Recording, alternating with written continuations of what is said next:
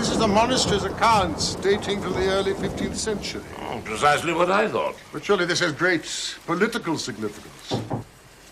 A matter of particular delicacy. Coming up. Sorry to disturb you, sir, but Inspector Hopkins would like to see you. The promising Inspector Hopkins! Draw off to the fire and warm your turn. I hope you've no designs upon us on such a night as this, Inspector. This is my brother, Mycroft. Maybe you've not met before. I'm sure I would have remembered.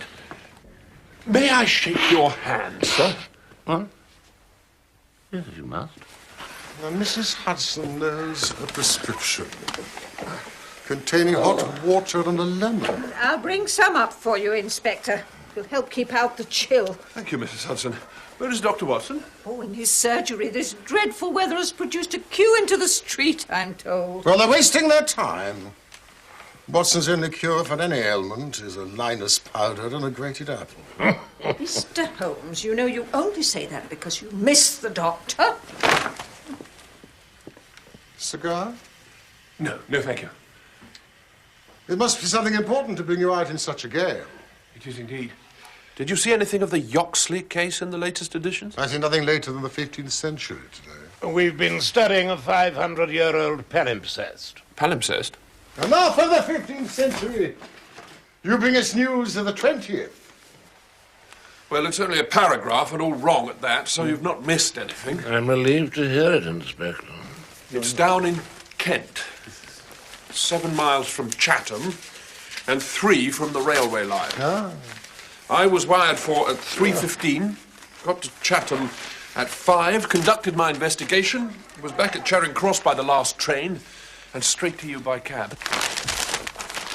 Which means you're not quite certain of your case. It means I can make neither head nor tail of it. There's no motive, Mr. Holmes. Motive, Inspector? What motive? The man is dead, there's no denying that. But I can see no reason between heaven and earth why anyone should wish him harm.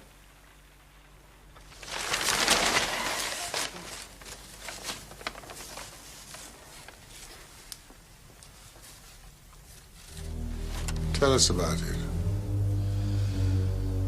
A few years ago, Yoxley Old Place was taken by an elderly man by the name of Professor Coram. He's an invalid, keeping his bed half the time, and the other half hobbling about the house on a stick or being pushed about the grounds by the gardener in a bath chair. Quite stupid, aren't you, Morgan? I just take it easy. Be very careful. Careful.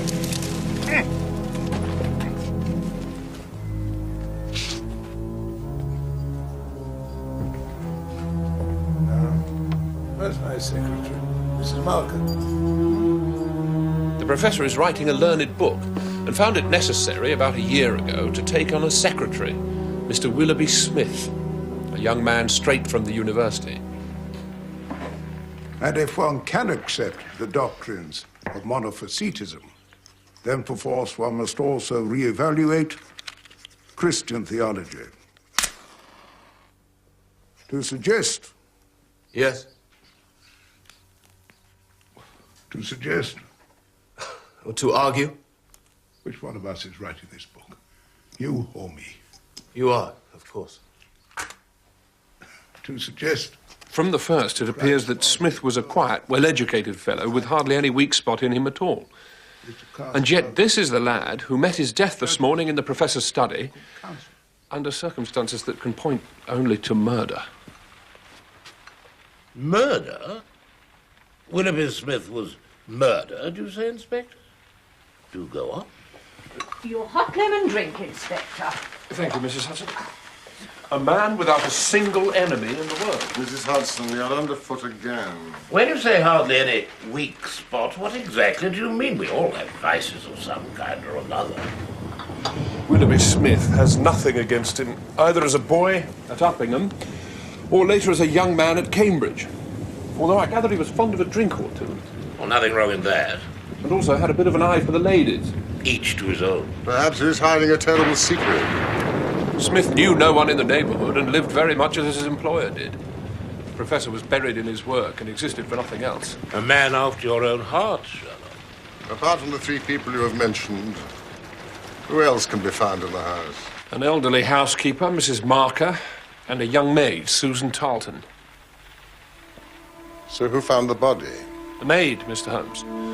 She said she was working in an upstairs room when she heard a cry. She said by the time she got to the study, Smith was lying on the floor, fatally wounded, she says.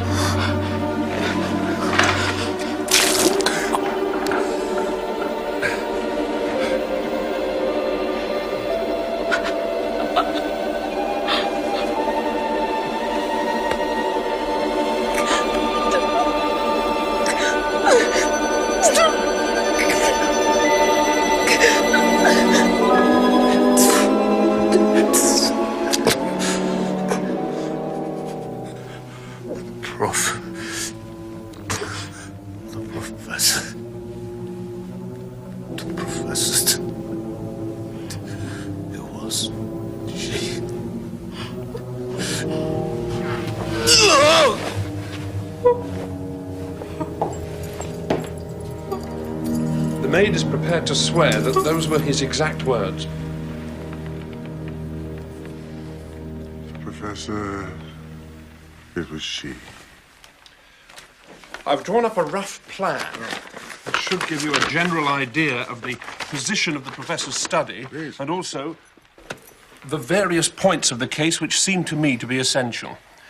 As you can see, there are two corridors which lead from the study. One goes directly to a door at the back of the house, and the other straight to the professor's ground floor bedroom. Two corridors with a 90-degree angle, joined at one end, outside the study. Now, assuming the assassin entered the house, how did he get in? Undoubtedly by the garden path and the back door, which gives direct access via the corridor to the study. Exactly. And he must have made his escape along the same line. For of the two other exits from the study, one was blocked by the maid as she ran downstairs, and the other goes straight to the professor's bedroom. Could not the assassin have made his escape from the study window? Locked, sir, from within. I see. It was an excellent opportunity to put your theories into practice.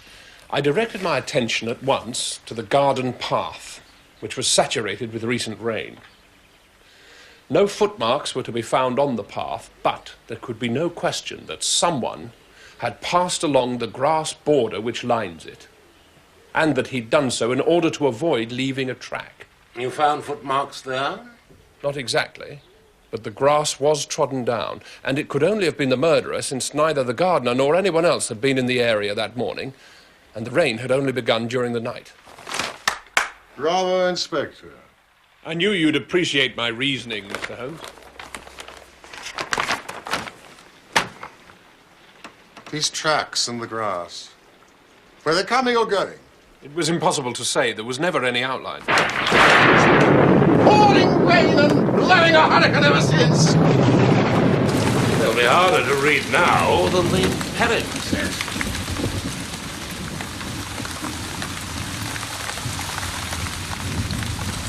So, Inspector, what did you do?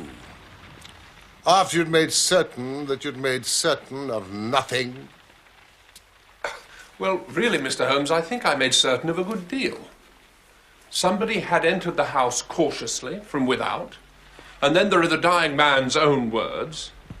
And finally, there was a very important piece of evidence found clasped in his right hand.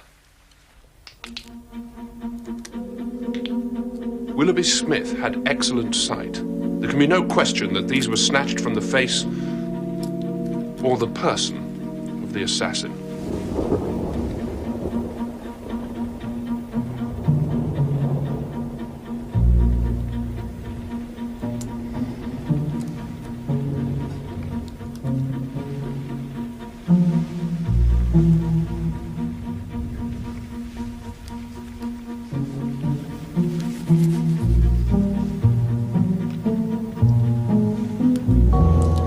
The person you seek is a woman.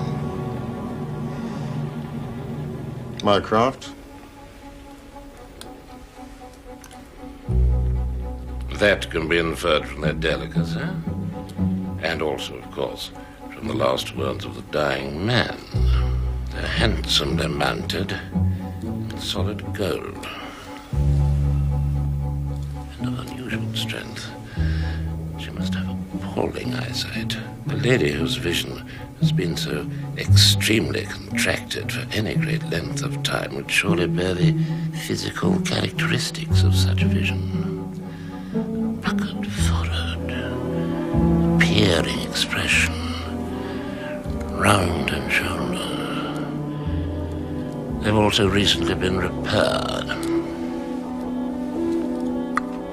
Of course, I'd intended to go the round of the London opticians. There's a train from Charing Cross to Chatham at 6 o'clock in the morning, Mr. Holmes. Then I shall take it. Have you anything more to tell us about the case, Inspector? I think you know as much as I do. Perhaps more. Perhaps. Perhaps. What puzzles me is the utter want of all object in the crime. A man has been cruelly murdered, Mr. Holmes, and not a ghost of a motive can anyone suggest.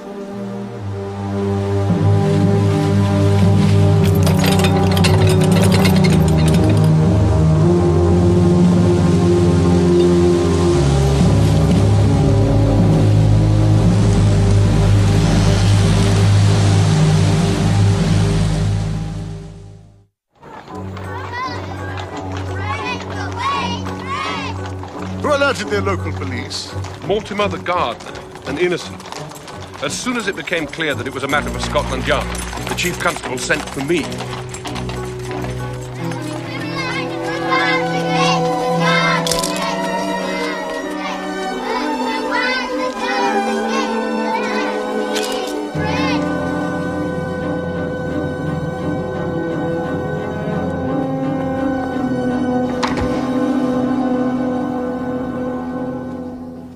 Sorry, sir. Can't go in there. Just walk this way, please. It's all right, Constable. These gentlemen are with me. Ah! Apart from this lethal paper knife and the pince-nez, has anything been rearranged or removed in this room since yesterday morning? No, Mr. Holmes. Everything is exactly as it was. And the body? The body fell here. The wound was in the right side of the neck, from behind, forwards. Excellent, Inspector. And this bureau? The professor assures me that nothing is missing. I'm satisfied that no robbery has taken place. Why did you not tell me about this scratch, Hopkins? Well, I'd noticed it, of course, but you'll always find scratches round a keyhole. It looks recent. Very recent. There's the varnish, too, like earth on either side of a furrow. Is it significant? That's Father's magnifying glass. Yes. He gave it to you?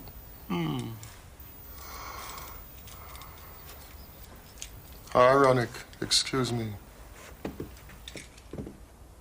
Who was the last person to enter this room before Willoughby Smith and his murderer? I was. Mrs. Marker? The housekeeper. Yes. Please sit down. Thank you. I prefer to stand. You've probably heard of Mr. Sherlock Holmes. No? It's really not important. You were in this room before Willoughby Smith was murdered? About a quarter of an hour before. Why? I am the housekeeper, Mr. Holmes. I try to keep the study as clean and as tidy as possible. Not that you'd notice the difference. Were you alone in here? I was alone. I never come in here when the professor's at work. As far as I know, Mr. Smith was upstairs in his room at the time. So you didn't see him at all? Not until after he was been... I'd finished my housework in here, and I was preparing the professor's lunch when I heard... By the time I reached the study, Mr. Smith was dead. Then you were obviously too late to hear his last words. I heard nothing except that dreadful cry. Wake up, Constable! What did you do then? I went straight to the professor's room. He was horribly agitated. He'd heard enough to know that something terrible had happened. Did you dust this bureau this morning? I did. Did you observe the scratch by the lock? I did not. Of course you didn't, Mrs. Marker. Your duster would have swept away those scraps of varnish. And where's the key? The professor keeps it on his watch chain. At all times? At all times. Good. I have to see to the lunch, Inspector. Will We're that be making all? progress. Yes, thank you, Mrs. Marker. Would you be so good as to ask the housemaid to come along to the study? Certainly, Inspector. Let us see what this desk reveals.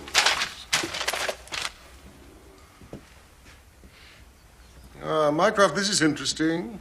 What is it? An entry for today in Willoughby Smith's handwriting. Abbey, 7:30? How curious.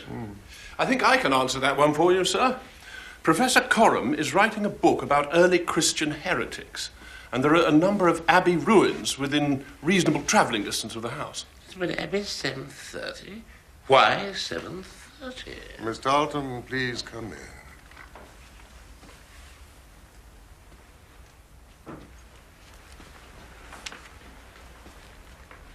Please sit down. Mr. Holmes is a detective from London. Would you tell him everything you saw and heard yesterday morning?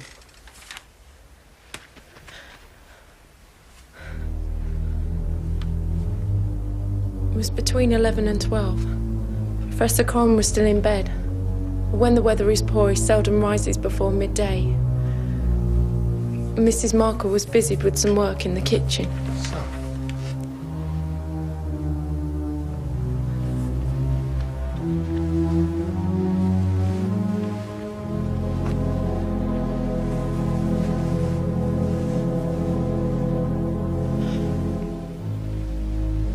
Now you could look at me. So where were you? I was hanging some curtains in one of the bedrooms upstairs. Mr. Smith had been in his own room. At that moment, I heard him walk along the passage and descend to the study. How can you be sure that it was Willoughby Smith? Because he had a familiar tread, sir. I didn't hear the study door close. And a minute or so later, there came a dreadful cry. It was a wild, hoarse scream. So strange and unnatural. Could have come either from a man or a woman. I ran down to the study. Found Willoughby lying on the floor. Saw the blood. Didn't realise.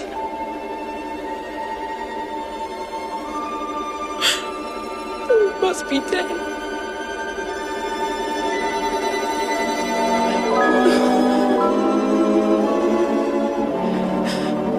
And then he spoke. It was she.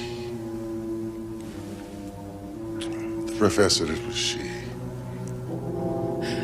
Yes. Curious words. Do you know what they mean? No, sir. Are you sure? No, sir. I mean... Could anyone have left by the rear exit after the time you'd heard the scream? Even before I got down the stairs, I'd have seen them in the passage. And the back door never opened before I would have heard it. Thank you, Miss Talton. Mycroft, Inspector. Perhaps he was the victim of a lover's quarrel. How very tiresome for the man. It's nearly midday. Will the professor still be in his room? Yes, he hasn't left it since yesterday morning. Then you must introduce me.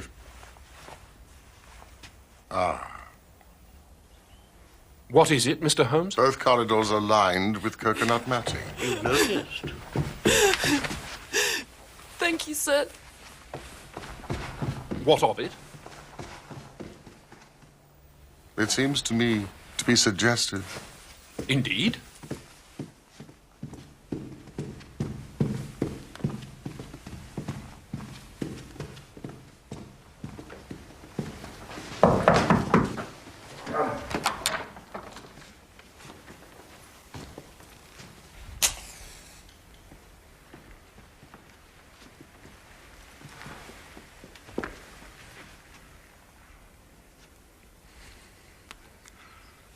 Close the door, Hopkins. The cold air won't help my bronchial condition. One of you gentlemen must be Sherlock Holmes.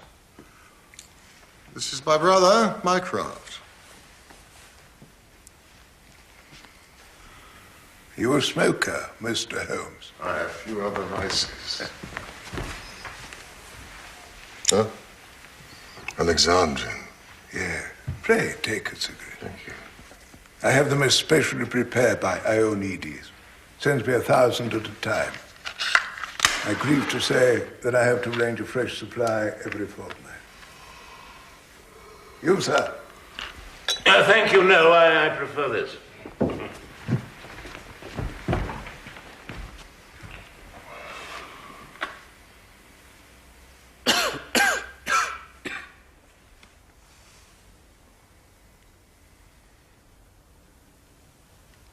Tobacco and my work.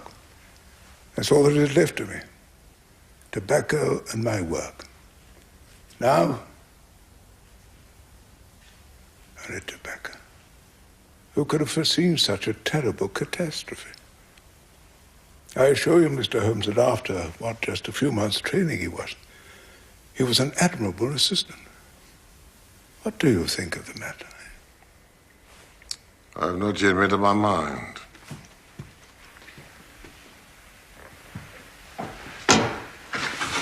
I would indeed be indebted to you if you could throw a light where all is dark to us. Such a blow might paralyze into a poor old bookworm, invalid like myself. Could you not continue with your work, Professor? Alas, Mr. Holmes, I seem to have lost the faculty of thought. Oh, dear. My magnum opus. My analysis of documents found in the Coptic monasteries of Syria and Egypt. It is a work that I hope to have cut deep at the very foundations of revealed religion. This looks impressive. But with my enfeebled health, I don't know that I shall ever be able to complete it without my assistant.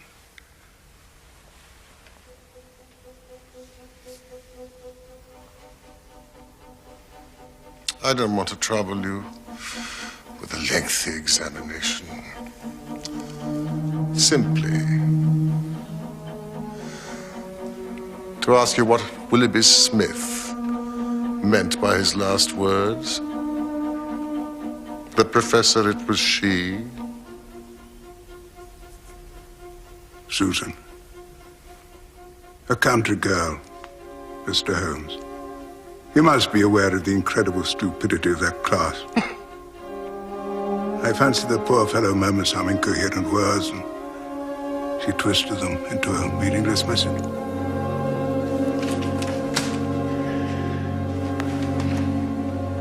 You've no explanation yourself of the tragedy. Possibly. I breathe this only among ourselves. Possibly suicide. Suicide? Young men have their hidden troubles, Mr. Holmes. An affair of the heart, perhaps, which we have never known.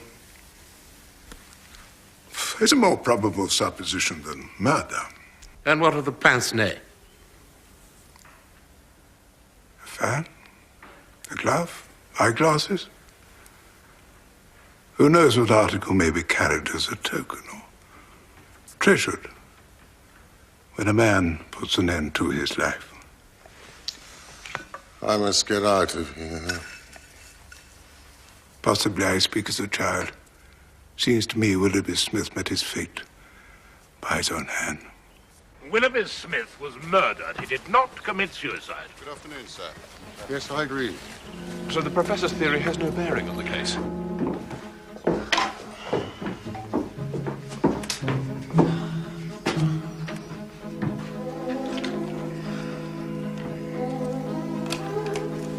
Would you be good enough to arrange carriage and escort for me as far as the railway station? Of course, sir. I have to go back to town, so I'll take you there myself. You're very kind. I think you might find this more beneficial than Alexandrian tobacco. Remember what Papa used to tell us when we were young? Eliminate the impossible, and whatever remains, however improbable, must be the truth. I forget his exact words, but those are near enough. See you in London. Fine IDs.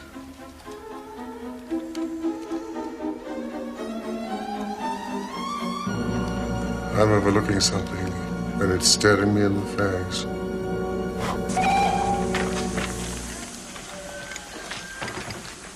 Oh, thank you, my dear.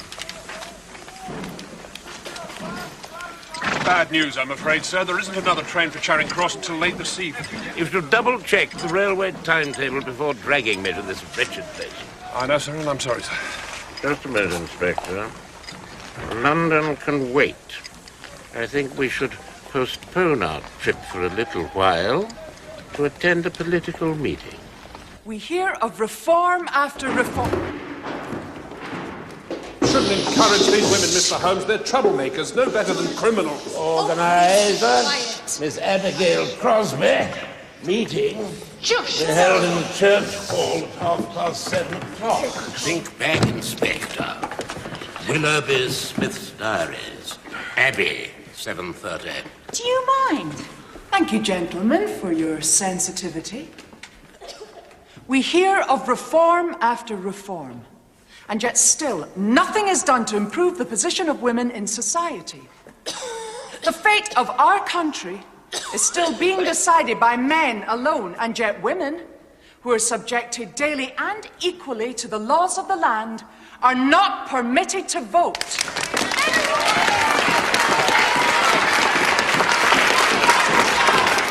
That must be Miss Abigail Crosby. Formidable. Votes for women, indeed. Whatever next? Women police? Women politicians? I'm not going to tell you again. The struggle for female enfranchisement has so far been a peaceful one. The time has come when we must ask ourselves how much longer this state of affairs can continue. How much longer we should allow ourselves to be treated like second-class citizens. You tell them, Abigail. Poppycock. I would like to read to you a letter which I received 2 days ago from Mrs. Garrett Fawcett, urging us to continue the fight until we achieve our aims. That should interest you, Inspector. Well, well, well.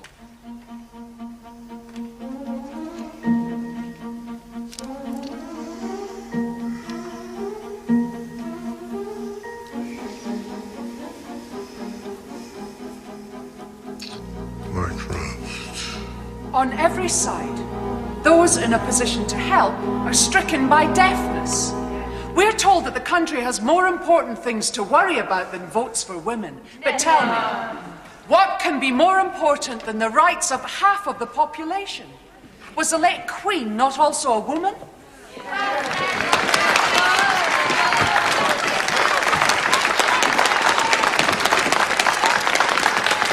I've had quite enough of the criminal classes for one day, Inspector. Where's that carriage you promised me?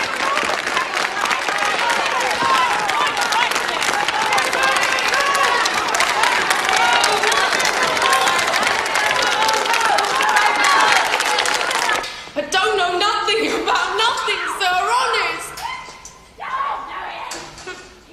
So why are you crying, Miss Tarleton?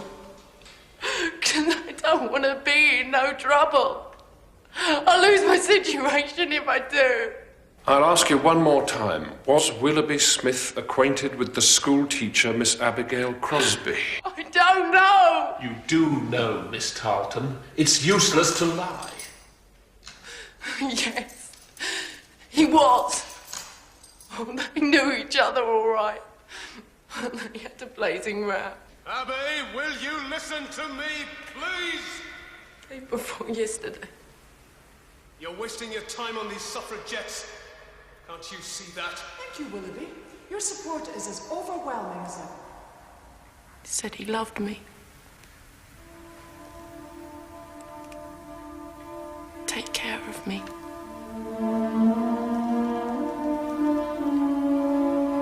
And I believed him. Don't you touch me. Abby? Abby? Don't touch me. All right.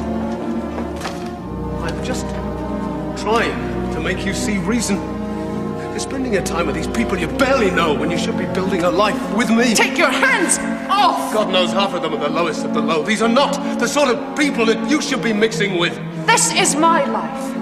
What I choose to do with it and who I choose to do it with is my business. No one is going to stand in my way. Do I make myself clear? If that's what you want. I know exactly what I want. And at the moment, it doesn't include you.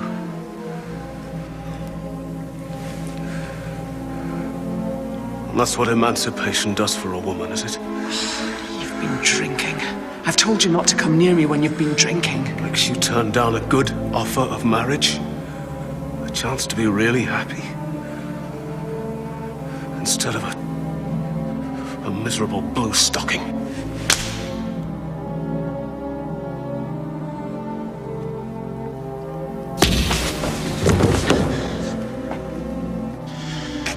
You'd better leave. It's empty.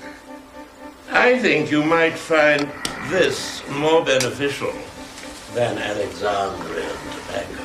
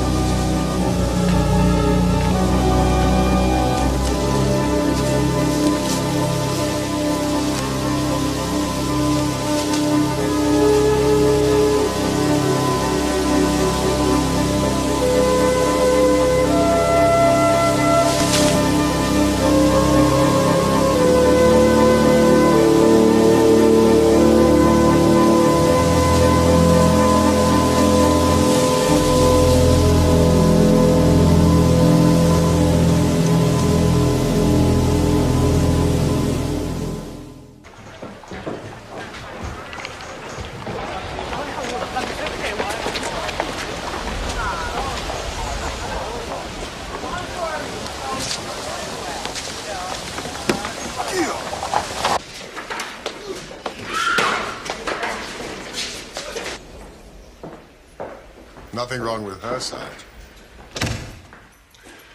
Miss Abigail Crosby. Miss Crosby? Mr. Sherlock Holmes.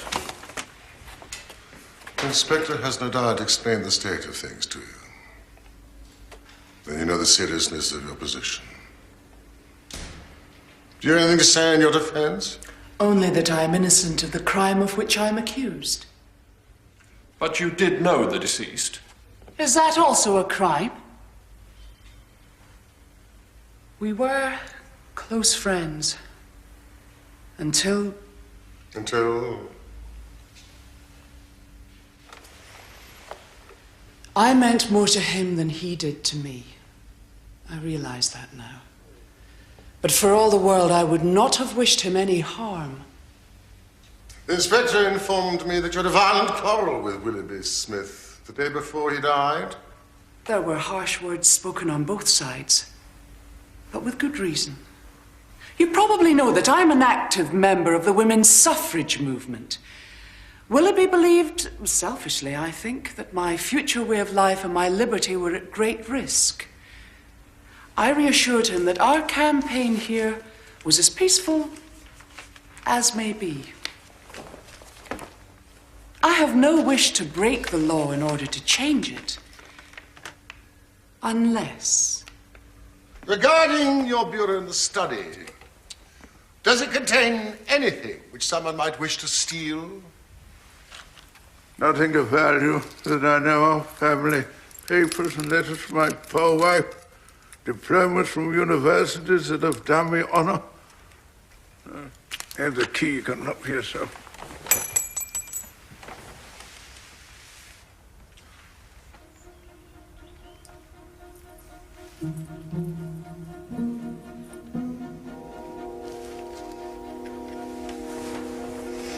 Snuff.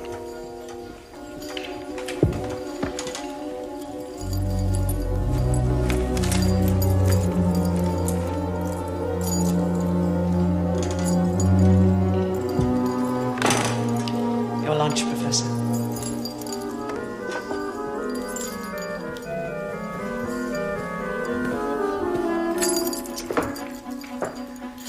Not hungry, Mr. Holmes?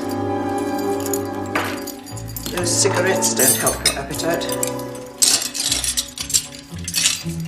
For the same reason, no doubt, the professor returns to the kitchen more food than he eats.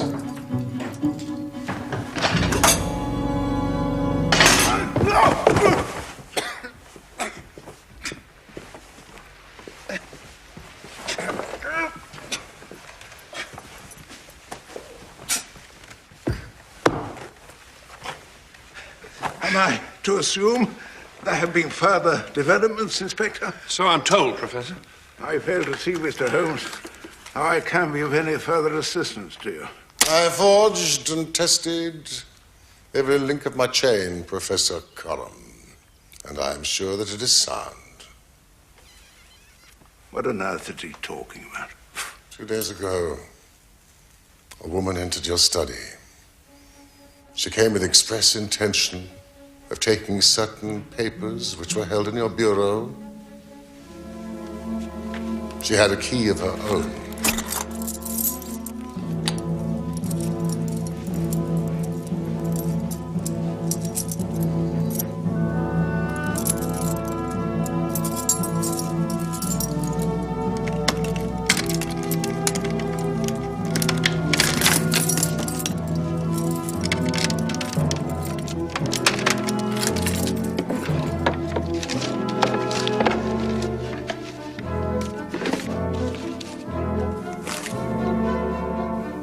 Your own key does not have that slight discoloration which the scratch made upon the varnish would have produced. She came, as far as my evidence will tell me, without your knowledge, to rob you.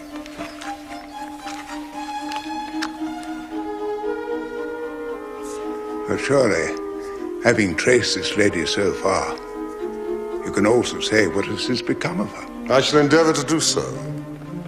In the first place, she was seized by your secretary. She stabbed him in order to escape. It was an unhappy accident, but I am convinced that the lady had no intention of inflicting so grievous an injury. Horrified by what she had done, she rushed wildly away from the scene of the tragedy. Unfortunately for her, she lost her pince-nez in the scuffle. She ran down a corridor which she imagined to be that by which she had come. Both were lined with coconut matting. Only when it was too late did she understand that she had taken the wrong passage and that her retreat was cut off. What was she to do? She could not go back. She could not remain where she was. She must go on. She went on. Oh, very fine, Mr. Holmes. You mean to say that I could lie in that bed and not be aware that a strange woman had entered my room? Of course you were aware of it, Professor. You recognized her through this haze of your existence. You spoke with her. You're mad. You helped her to You're elude the talking police. insanely. I helped her to elude the police. Eh? Where? Where is she now? Here, where she has been all along.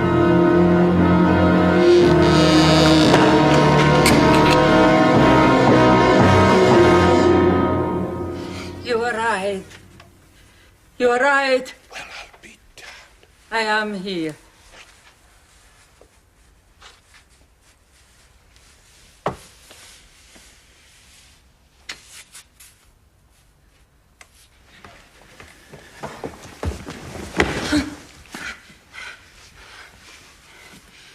I could hear everything. And I know that you have learned the truth. But you were right to say it was an accident. I did not know it was a knife in my hand. For in my despair, I snatched at anything and struck at him to make him let me go.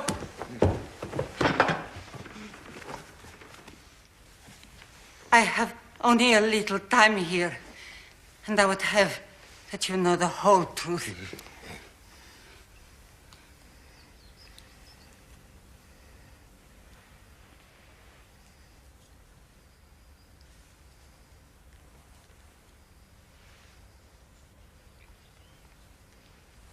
But I am this man's wife. He's not an Englishman. He's a Russian. Why should you cling so hard to that wretched life of yours, Sergei?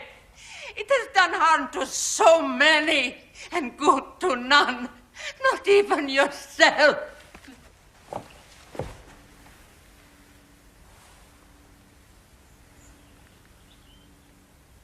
You were 50, and I, a young girl, when we married in St. Petersburg.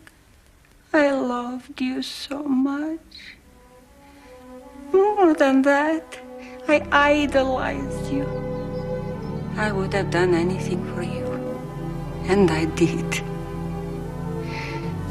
Because then, you were everything to me. But we were reformers, nihilists. And soon there came a time of great trouble.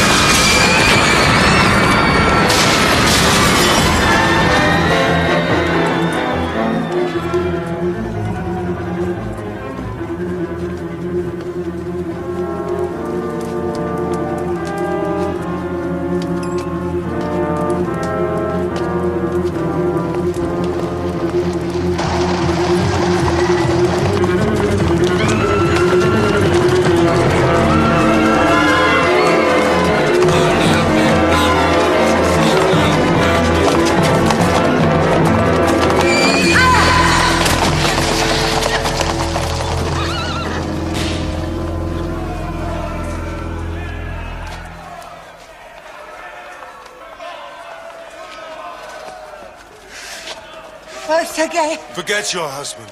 He has betrayed us all. No! Yes, Anna. We are betrayed. We were all arrested upon your confession. Some of us went to the gallows, and some of us to Siberia. After 20 years, I was released. You came to England with your blood money and lived in quiet ever since, knowing well that if the Brotherhood ever found out where you were, not a week would pass before justice would be done. I'm in your hands, Anna.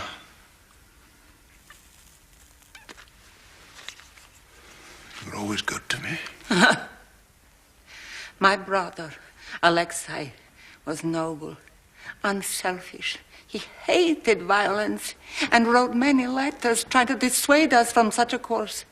These letters would have proved his innocence, but you stole them from me and hid them So Alexei was sent to Siberia, where he is, even now.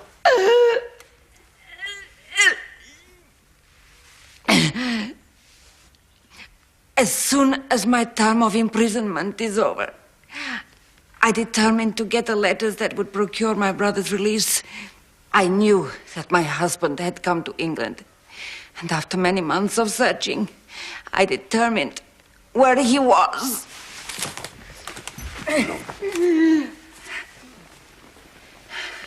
So at last, I determined to get the letters for myself.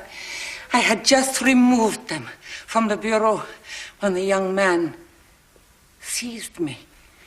The same young man I had met earlier that morning. I'd asked him if Professor Coram lived, not knowing that he worked for him. And he must have told the professor about you. The professor, it was she. When he had fallen, I ran blindly to the wrong door and found myself in his room. You talked of giving me up. I showed you that if you did so, your life was in my hands. If you gave me to the law, I could give you to the brotherhood. That as our lives had once been bound together in marriage, so our destinies would forever be entwined. It is finished. It never began. You had your meals served in here so they could share your food. It was agreed that when the police left, that you should slip away into the night and never be seen again. These are the letters that will save my brother's life. Take them to the Russian embassy.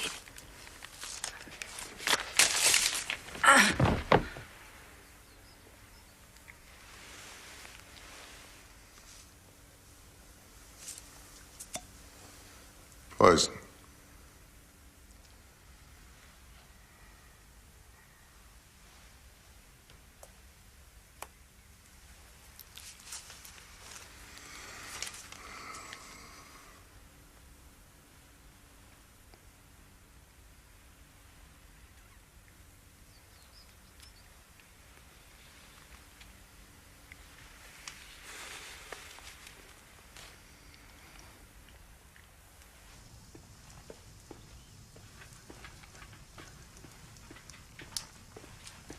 A letter by hand, Mr. Holmes.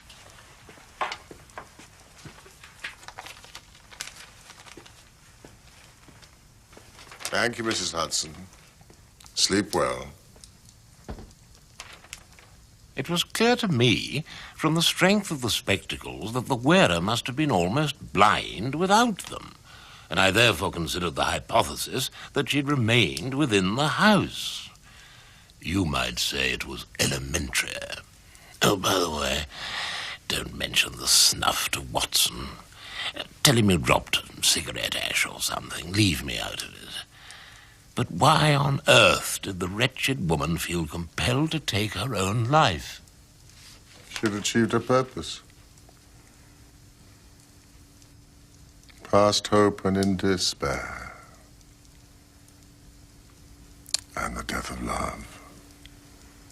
Of course. Professor,